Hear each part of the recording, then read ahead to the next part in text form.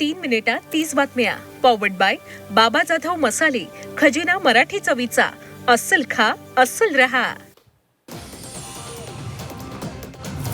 परभणी लोकसभा मतदारसंघातील पदाधिकाऱ्यांची शनिवारी 12 वाजता शिवसेना भवनात बैठक आयोजित करण्यात आली. खासदार संजय जाधव ठाकरेंची साथ सोडणार असल्याच्या चर्चा सुरू असताना उद्धव ठाकरेंनी ही बैठक बोलावली. खासदार संजय जाधव या बैठकीला उपस्थित राहणार का याकडे लक्ष लागलंय.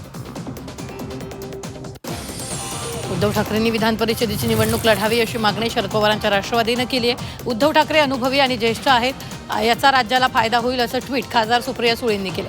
याबाबत ठाकरे सकारात्मक विचार करतील असा विश्वास सुप्रिया सुळेंनी व्यक्त केला. रायगड जिल्हा परिषदेचे नवनिर्वाचित कृषी सभापती वैकुंठ पाटील यांनी आढावा बैठकीत अधिकाऱ्यांची झाडाझडती घेतली. शासनाच्या योजना शेतकऱ्यांपर्यंत पोहोचल्या पाहिजेत, अन्यथा हलगर्जी करणाऱ्यांवर कारवाई अटळ आहे असा इशारा पाटील यांनी अधिकाऱ्यांना दिला. तसंच शेतकऱ्यांना मिळणाऱ्या लाभांचा आढावा घेताना अधिकाऱ्यांनी फील्डवर उतरण्याच्या सूचना पाटलांनी केल्या.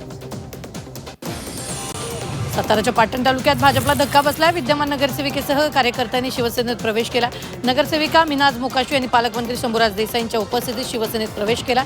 यावेळी 11 गावातील कार्यकर्त्यांनी शिवसेनेत प्रवेश केला. अकोल्याच्या अंतरी इथं स्वयंभू महादेव मंदिरात संत श्रीराम महाराज मेहुणकर यांच्या जन्मशताब्दी साजरी करण्यात आली. यावेळी कीर्तन, प्रवचन तसंच विविध धार्मिक कार्यक्रमांचं आयोजन करण्यात आलं. या सोहळ्याला हजारो भाविकांनी उपस्थिती लावली. संगमेश्वर तालुक्यात वादळी वाऱ्यासह मुसळधार पाऊस झाला. या मुसळधार पावसामुळे मुंबई गोवा महामार्गावरील वाहतूक मंदावली असून कोकणासाठी हवामान विभागाचा ऑरेंज अलर्ट जारी करण्यात आला. तर त्यामुळे ग्रामस्थांना घराबाहेर न पडण्याचं आवाहन केलं.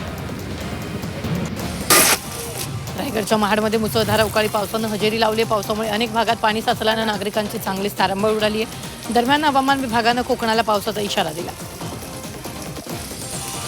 राज्याच्या काही भागात अवकाळी पाऊस पसताना विदर्भात मात्र सूर्याचा तडाखा चांगलाच जाणवतोय. बहुतांश भागात पारा 43 अंशांपर्यंत पोहोचलाय. 4-5 दिवसांपूर्वी वर्धा आणि अकोला तर 45 अंशापर्यंत तापमान होतं. आपचे नेते अरविंद केजरीवाल पश्चिम बंगालमध्ये प्रचार करणार आहेत. विधानसभेच्या निवडणुकीतील दुसऱ्या टप्प्यात तृणमूल काँग्रेसचा प्रचार करणार आहेत. 26 आणि 27 एप्रिल रोजी केजरीवाल टीएमसीसाठी प्रचार करणार आहेत. मुख्यमंत्री ममता बॅनर्जींच्या निमंत्रणावरून केजरीवाल बंगालमध्ये प्रचार करतील.